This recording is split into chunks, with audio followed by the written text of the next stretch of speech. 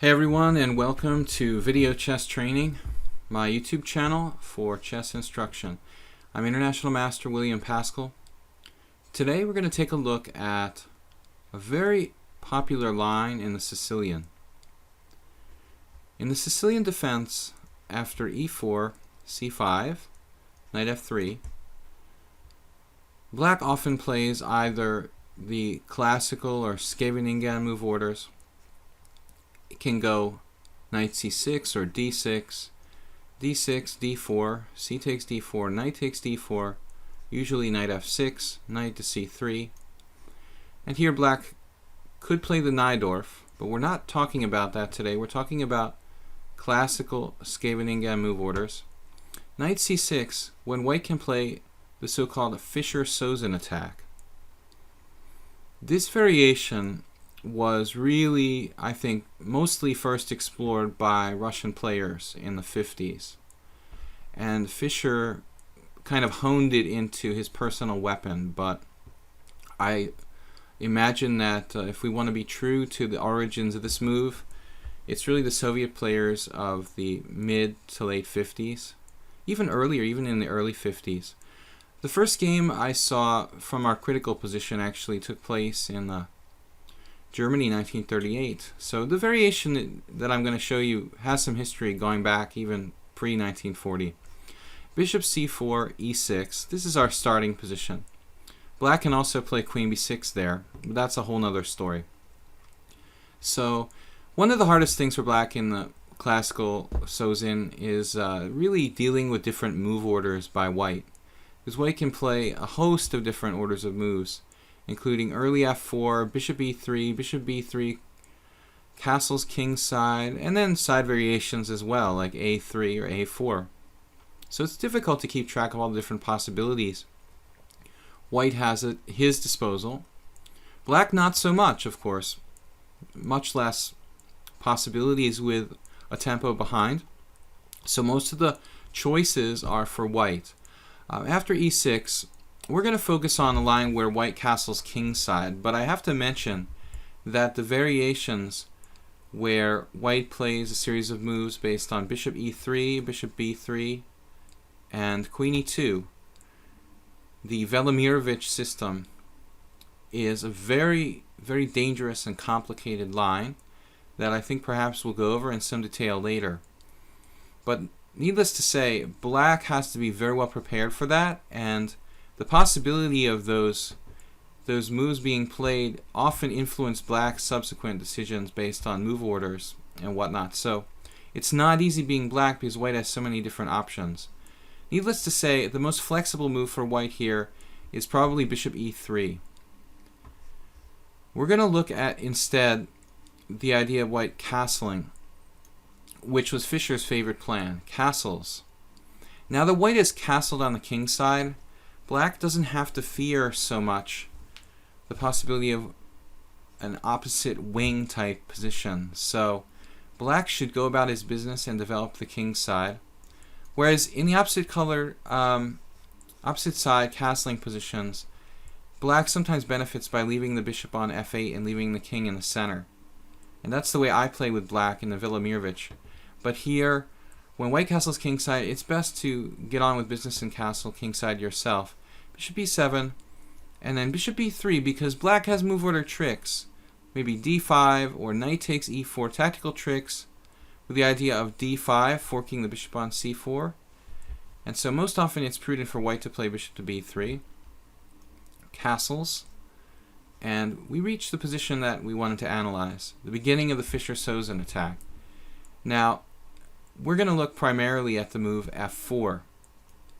This is Fischer's favorite plan.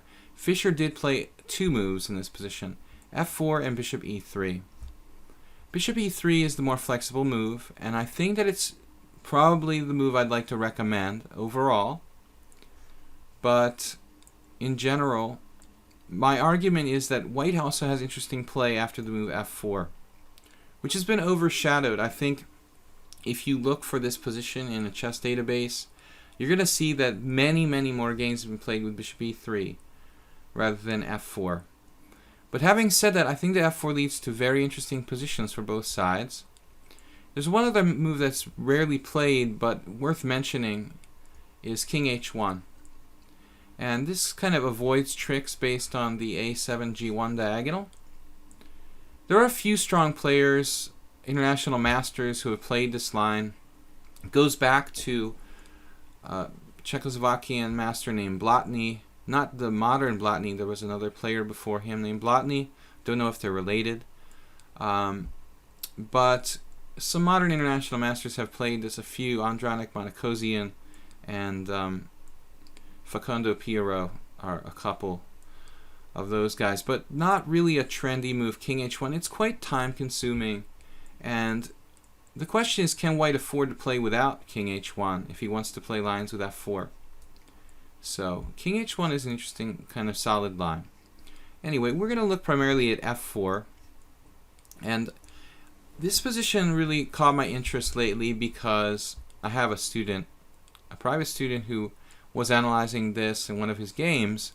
And when he came to me with his analysis of the game, he was basically outright saying that according to computer engines, black is just better if white plays f4.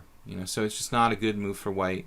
And this is the problem, that if we trust too much in our computer engines, that we start to get kind of misguided opinions about positions. I don't think that f4 is a bad move for white. I just think that the computer engine maybe needs more time to analyze the position. It's possible bishop e3 is stronger. It's certainly more flexible. But f4 remains an interesting and dangerous move.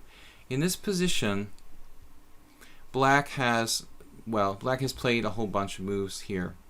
The most interesting ones, I think, are d5, which is or was the focus of analysis of myself and my student, or the modern move, which is knight takes d4. Of course, when I say modern, I think this has been recommended in some texts, but I mean the move itself goes back half a century at least.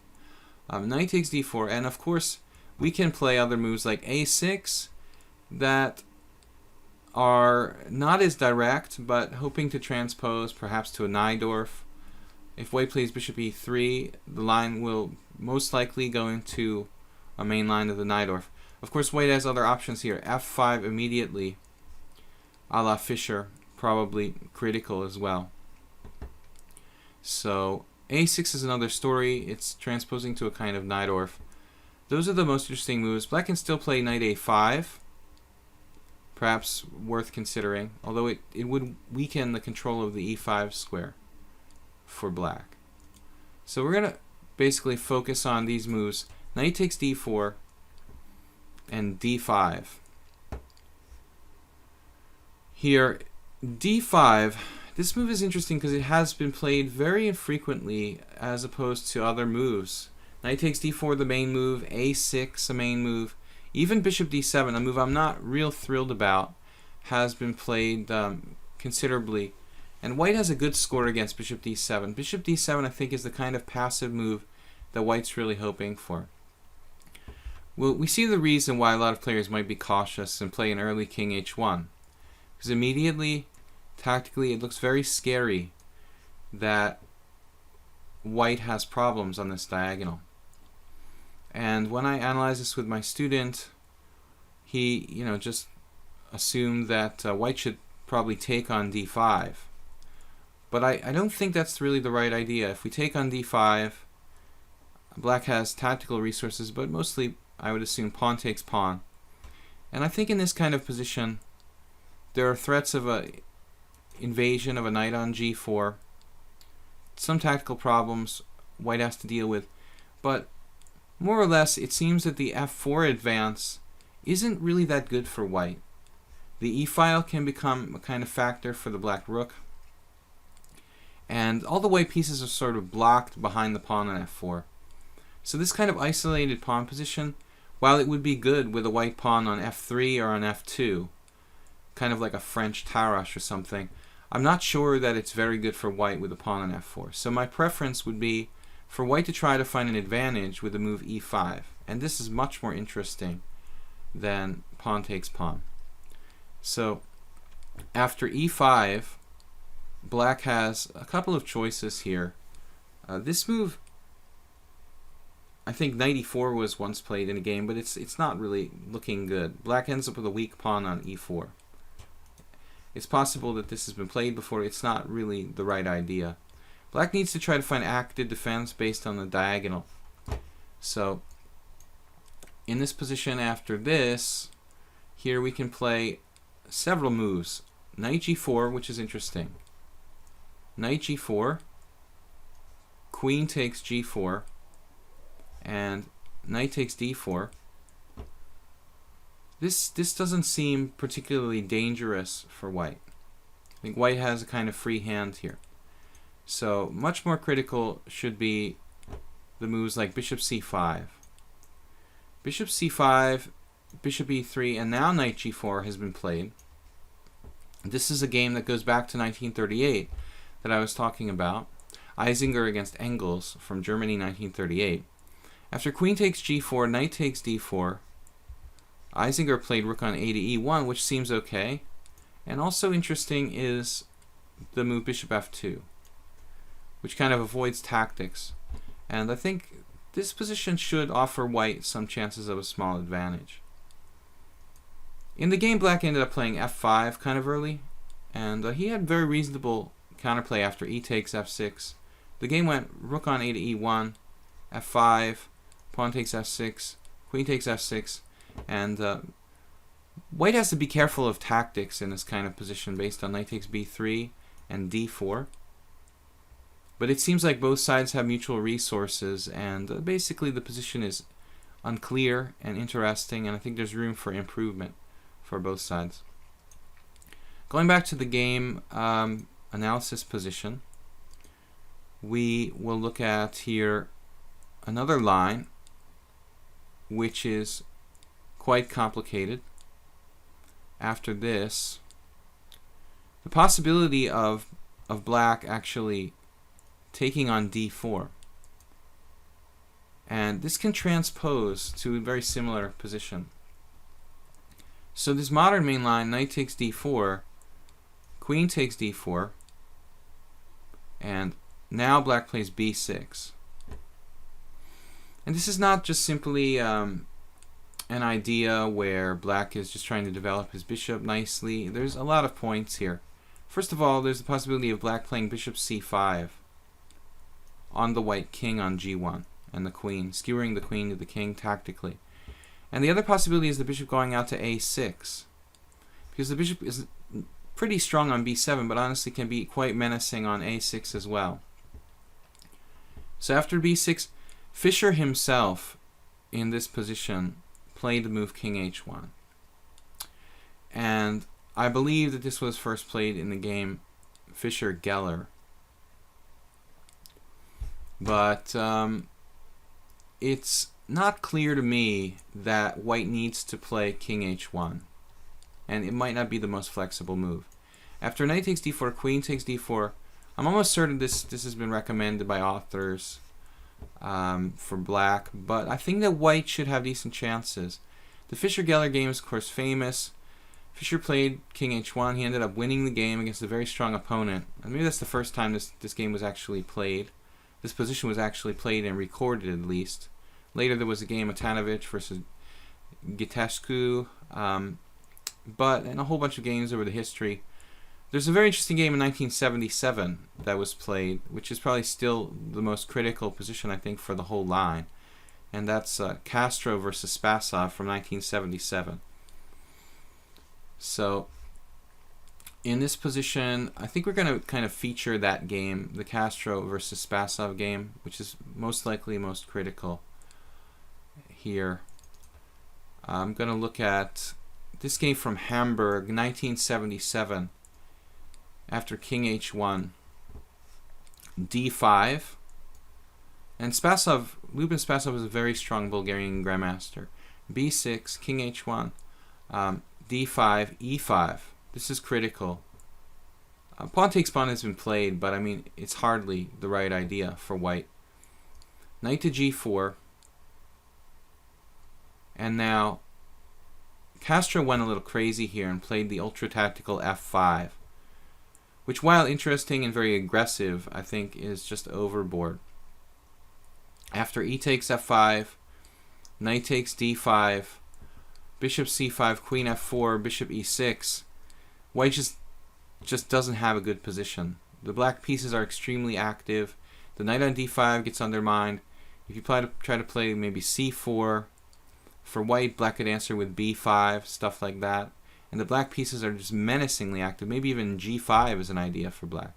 So I think that this game was basically lost by Castro because of his failure to continue right at move 13.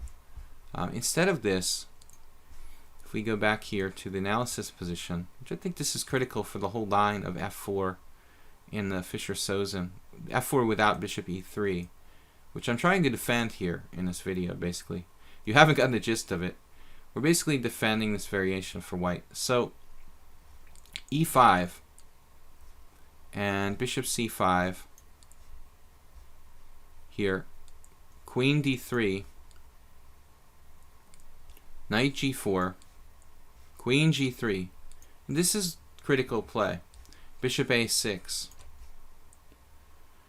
hitting the rook at f1. So now it's awkward, but white has to play the move rook f3. And I think this is absolutely critical position, where I have to kind of cop out and say things are probably unclear, but black has to be very careful. For example, the natural move knight h6, white wins by force in a very nasty way, f5, with just a massive attack for white. Knight takes f5, rook takes f5. This is analysis that I did. Pawn take and bishop h6 with an absolutely raging attack for white. After g6, we can just take on d5, and white's threats are huge. White has threats like e6 and queen e5. It's a fantastic position, and I have to say white is almost certainly winning by force here. So going back, black cannot play this. He has to play h5. And I think that's all we can say. h5 is a very good move for black. It gives the knight a little extra reinforcements. Makes the white king feel a little awkward in the corner here on h1. So I think this is the critical position for this whole variation for white, basically. In the whole line of the f4 Fischer-Sozin without bishop e3, h5, and I don't know, we say the position is probably imbalanced, and so it's kind of a dynamic equality. f5 is an interesting possibility for white, and h3 is a little bit of a sounder option. Probably h3 and chances for both sides in this type of position. So this is it. This is the critical line. And the other thing is that should be mentioned in the whole thing is I don't know about king h1. I mean, is it absolutely necessary? The position can transpose with different weird move orders. So I'm thinking that white has a little more flexibility if we go back here, and on move 11, let's take a look at, instead of king h1, queen d3.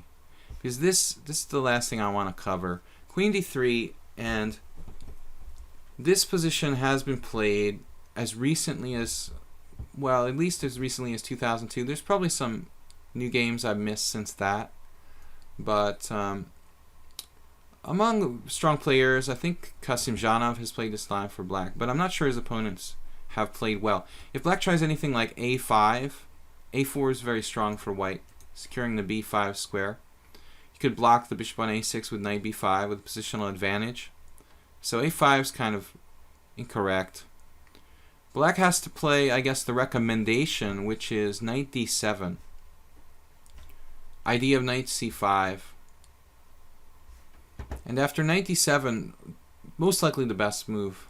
I guess bishop b7 could be played, but this looks strongest. Here, I think the jury's still out, but f5 looks like the most dynamic move for white. And this kind of position, I think that we benefited from omitting the move. I think it's safe to say we benefited from omitting the move king to h1. I mean, pawn on b6, there's no queen coming to b6. Maybe we'll play king h1 later, but it seems like white had more important things to do. So Fischer's king h1, while very natural, it's probably not the most flexible move. f5, very interesting. And other moves are possible, but bishop e3 might sort of cut the white queen off from its lateral movement. Instead of f5, another interesting move is queen f3. But you can imagine black is going to start building up pressure on the e4 pawn, which is the critical point in the whole position. So I think this queen is best served remaining where it is and trying to play f5 right away. Black decides to put a knight on e5. The queen can adjust. You can consider squares like g3, possibly h3, depending on the circumstances at hand. But knight c5 and knight e5 are both available. And from what I've seen after f5, any games that have been played here, the games are hard to say, not really strong players, but reasonable players. This position was played in 1999 and again in 2002 by pretty strong players, and both games went knight c5, and white varied, of course, with queen g3 and queen h3 in two different games. One of them was Kik versus Weingold, 1999, where black played knight c3, white played queen g3, and eventually it was a draw, both strong masters. And another game, Dekich versus Whitman, 2002, where Dekich varied with queen h3. Hard to say. I mean, somehow the queen g3 looks a little better, threatening bishop h6, and not on the diagonal with the bishop on c8. So I think I would prefer queen g3, and it's just a matter of paranoia. There's no reason to fear bishop h4, which would really leave that bishop kind of out of position. So I think that this line is playable for white. The idea of playing f4 without bishop e3, it leads to interesting positions, and the jury's still out. I think it's possible bishop e3 is the better move objectively, but ultimately f4 leads to different positions. It might be a good way to kind of take players with black a little bit out of their book, because people have gotten the opinion that black is just completely okay against f4. But some strong grandmasters have played this line with white, including, for example, Gregory Kaidanov and Larry Christensen with f4, and including myself too. After the move f4, I've actually won games with white, including a player as strong as Alexander Ivanov, and I've played this position many times as black as well. And it's not that easy, but it never is with black in the Sicilian. And the classical Sicilian, if you defend with the black side of the Richter-Rauser, you know, this is like a standard position, and you have to be prepared to play. Also, if you play the Scheveningen for black, you have to be prepared against this opening. And f4 leads to a different set of problems than the move bishop e3, which obviously could transpose to other Najdorf lines after a6. But I hope you enjoyed this video. Please like and subscribe down below, and check out my other videos. We're coming up with original material every week here at Video Chess Training on YouTube. This is International Master William Paschall with Fischer-Sozin Analysis. Thank you. Bye-bye.